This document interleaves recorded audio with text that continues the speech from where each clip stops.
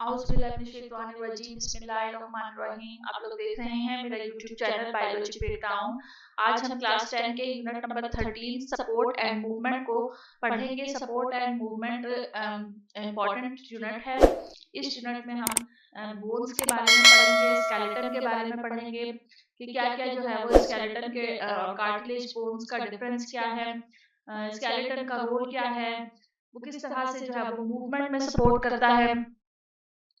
तो ये सारी चीजें जो है वो हमने इसमें मुख्तलिफ किस्म के डिफरेंसेस भी पढ़ने हैं। मूवेबल और इमूवेबल जॉइंट्स क्या होते हैं, टेंडन लिगामेंट्स क्या होते हैं, जॉइंट्स के बारे में हमने पढ़ना है, एंटागोनिज्म मूवमेंट के बारे में हमने पढ़ना है। तो ये सब टॉपिक्स जो है वो हम इस यूनिट में पढ़ेंगे जिसका नाम है support and movement. A complex organisms without support would collapse from its own weight.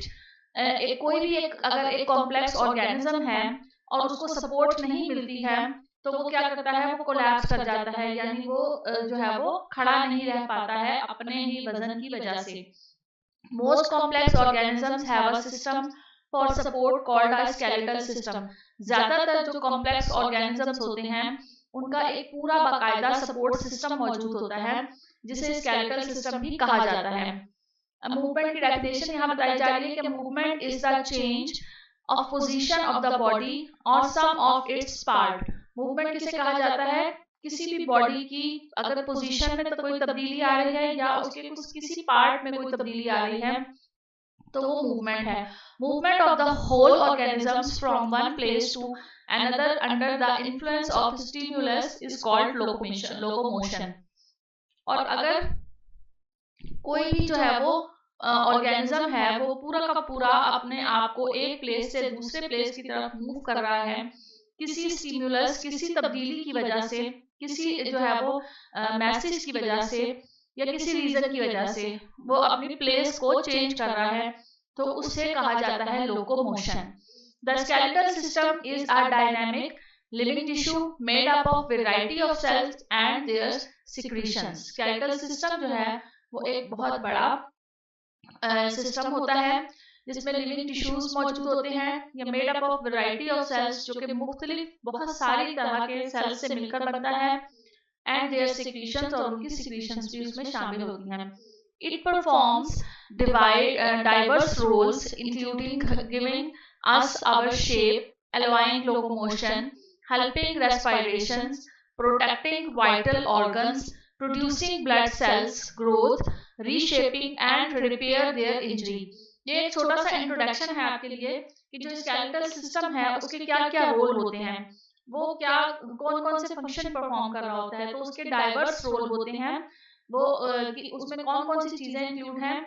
एक तो वो बॉडी को शेप प्रोवाइड कर रहा होता है, लोकोमोशन दे रहा होता है, उसकी मूवमेंट करवा रहा होता है, रेस्पिरेशन में बहुत ज्यादा हेल्प करता है, फिर प्रोटेक्टिंग वाइटल ऑर्गन्स, जितने भी हमारे बॉडी के मेन ऑर्गन्स हैं उन सब की हिफाजत का काम जो है वो ये स्केलेटल सिस्टम के जिम्मे होता है।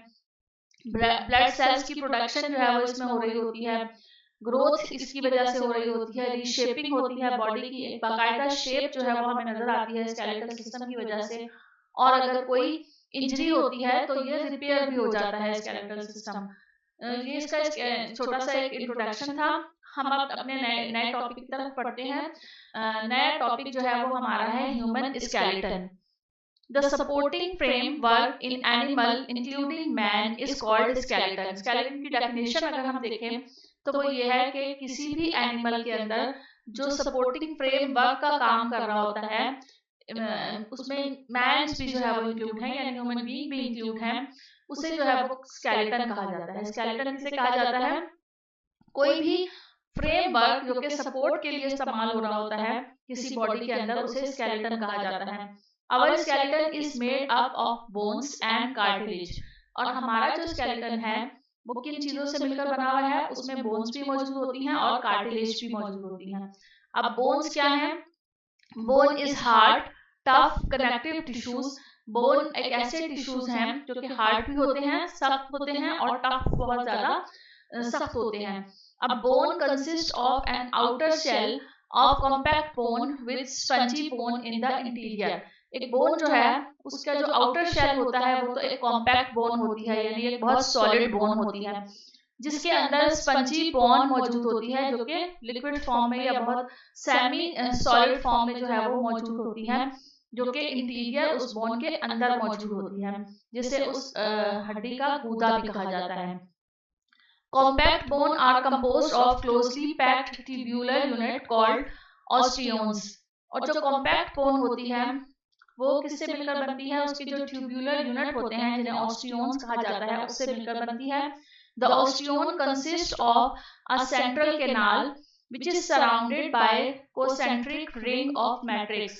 ये जो ऑस्टियोन्स है इसमें एक सेंट्रल कैनाल मौजूद होती है जो कि किसके इर्द गिर्द मौजूद होती है, कोसेंट्रिक रिंग मैट्रिक्स का जो कोसेंट्रिक रिंग होता है उसके इर्द गिर्द ये सेंट्रल कैनाल मौजूद होती है। Central canal has blood vessels and nerve. Central canal के अंदर, सेंट्रल कैनाल जो है वो उसके इर्द गिर्द ये कोसेंट्रिक रिंग ऑफ मैट्रिक्स मौजूद होता है, और ये जो सेंट्रल कैनाल है ये इसके अंदर जो है वो ब्लड वेसल्स और नर्व्स प्रेजेंट होती हैं। Bone matrix consists of collagen, proteins and calcium salts, mature bone cells called osteocytes। Bone matrix जो है उसमें और क्या क्या चीजें, उसमें कोलेजन प्रोटीन होती है, या वो बोन मैट्रिक्स जो है वो कोलेजन प्रोटीन से मिलकर बनता है, और उसमें कैल्शियम सॉल्ट्स भी जो है वो प्रेजेंट होते हैं। एक मैच्योर बोन सेल्स जो है उसे हम ओस्टियोसाइट्स भी कहते हैं, are present in small lacunae of matrix। Osteocytes secretes the matrix and deposits mineral। Osteocytes जो होते हैं वो कुछ मैट्रिक्स जो है वो उसमें से सिक्रीट करते हैं और डिपॉजिट करते हैं या जमा करते हैं मिनरल्स को अपने अंदर। Spongy bone is soft and porous. Spongy bone जो है वो सॉफ्ट होती है और पोरस होती है। इससे पहले हमने जिस बोन के बारे में पढ़ा वो कॉम्पैक्ट बोन थी, अब हम जिसके बारे में पढ़ रहे हैं वो है स्पंजी बोन। स्पंजी बोन जो है वो सॉफ्ट होती है, पोरस होती है, यानी उसमें जो है वो सुराख से मौजूद होते हैं। Spaces of spongy bones are often filled with red bone marrow. और जो स्पंजी बोन की जो जगह हैं उसमें अक्सर जो है वो ज्यादातर जो है वो उसमें बोन मैरो, रेड कलर का बोन मैरो जो है वो फिल हुआ होता है। Yellow bone marrow can be found in the hollow regions of compact bone. और जो येलो बोन मैरो होता है वो जो कॉम्पैक्ट बोन होती है उसका जो खाली खोखला जो रीजन होता है अंदर से वहां पर मौजूद होती है, वहां ये मौजूद होता है क्या, बोन मैरो जो है जिसे हम हड्डी का गूदा भी कहते हैं। तो जो येलो वाला होता है वो कॉम्पैक्ट बोन में होता है और जो रेड वाला होता है वो स्पंजी बोन में होता है। एक्सियल स्केलेटन जो है वो उसका वहां पर मौजूद होता है। आपको यहाँ नीचे दो डायग्राम्स बनी हुई नजर आ रही हैं, ये कॉम्पैक्ट एंड स्पंजी बोन है। कॉम्पैक्ट बोन जो है ये आपको ये जो इसका हार्ड पार्ट जो इसका नजर आ रहा है ये इसका कॉम्पैक्ट बोन है, और ये जो आपको बाहर की तरफ जो एक नरम वाली हड्डी नजर आती है वो स्पंजी बोन है। ब्लड वेसल्स जो है इस बोन के बिल्कुल साथ साथ जो है वो ब्लड वेसल्स अटैच होती हैं, और इसके अंदर जैसे कि बताया जो आपको स्पंजी बोन थी इसके अंदर जो बोन मैरो होता है वो रेड कलर का होता है, और कॉम्पैक्ट बोन के अंदर जो बोन मैरो होता है ये आपको यहाँ पे लिखा हुआ नजर आ रहा होगा, ये येलो बोन मैरो होता है। फिर ये इंटरनल स्ट्रक्चर दिखाया हुआ है बोन का, ये तो आपको एक्सटर्नल स्ट्रक्चर दिखाया है। ये एक इंटरनल स्ट्रक्चर है बोन का जो हमने पीछे डिस्कस किया था कॉम्पैक्ट बोन में, जिसमें हमने पढ़ा था कोसेंट्रिक रिंग ऑफ मैट्रिक्स होते हैं। ये आपको यहाँ पर रिंग शेप में स्ट्रक्चर नजर आ रहा है, कोसेंट्रिक बोन ऑफ मैट्रिक्स है ये। फिर ये जो कोसेंट्रिक बोन ऑफ मैट्रिक्स पूरा एक स्ट्रक्चर बनाते हैं उसे ऑस्टियोन्स कहा जाता है। इसके अंदर जो है ये आपको रेड से कलर में जो नजर आ रहा है ये सेंट्रल कैनाल है। सेंट्रल कैनाल के इर्द गिर्द जो है वो ये कोसेंट्रिक रिंग ऑफ मैट्रिक्स मौजूद होते हैं, और ये पूरा एक इस तरह से एक राउंड स्ट्रक्चर बनाते हैं जिसे ऑस्टियोन्स कहा जाता है। फिर इसे जो है वो एक जो ऑस्टियोन होता है उसे ऑस्टियोसाइट कहा जाता है। इसके साथ साथ जो है वो ब्लड वेसल्स मौजूद होती हैं, ये जो आपका सेंट्रल कैनाल है उसके साथ साथ ब्लड वेसल्स और नर्व्स मौजूद होती हैं। फिर इसके बाहर वाली साइड पर स्पंजी बोन मौजूद है। तो ये कॉम्पैक्ट और स्पंजी बोन का एक इंटरनल स्ट्रक्चर दिखाया गया है। कार्टिलेज क्या होता है, कार्टिलेज की क्या डेफिनेशन है? The cartilage is not as strong as bone. Cartilage उतना स्ट्रॉन्ग, उतना मजबूत नहीं होता है जितना कि एक बोन होती है। It is form flexible then the bone because the matrix is gel like and contains many collagenous and elastic fibres.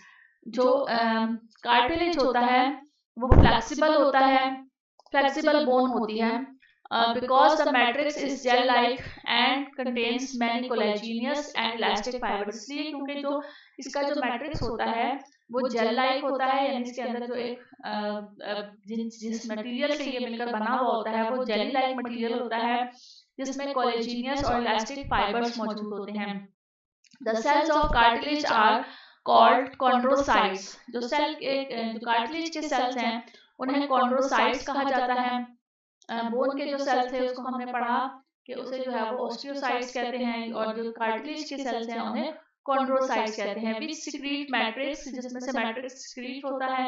Cartilage has no blood vessels and therefore injured cartilage is slow to heal. Cartilage में जो है वो कोई blood vessels मौजूद नहीं होती हैं, इसी वजह से अगर इसमें कोई कट वगैरह लग जाता है, कोई इंजरी हो जाती है, तो इसको हील होने में बहुत ज्यादा टाइम लग जाता है।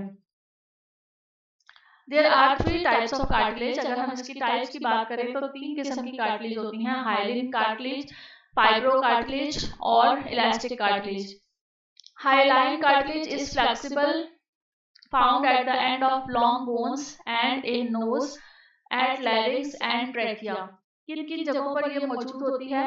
ये किसी भी बोन के एंड पर मौजूद होती है, और ये नोज जो एरिया है नोज में मौजूद होती है, लैरिंक्स में होती है और ट्रैकिया में होती है। अगर आप लोगों ने एनिमल का ट्रैकिया जो सांस की नाली होती है उसको देखा होगा तो आपको अंदाजा हो जाएगा कि कार्टिलेज किस तरह की बोन होती है, सॉफ्ट जो है वो होती है, बहुत ज्यादा सख्त नहीं होती है।